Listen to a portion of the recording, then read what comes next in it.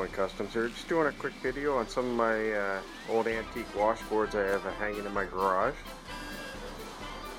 Bought these approximately 15 years ago. This is an economy glass manufactured by Canadian Woodware. They were made in Winnipeg, St. Thomas, and Montreal. It's all original.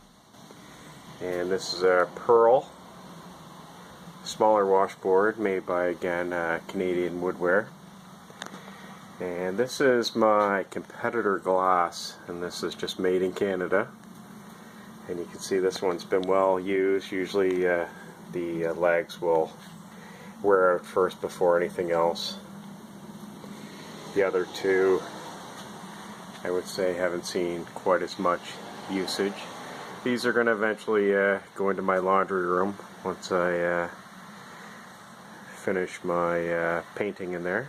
And these will be cleaned up a little bit. Not restored, just cleaned up. And we'll be put in the laundry room.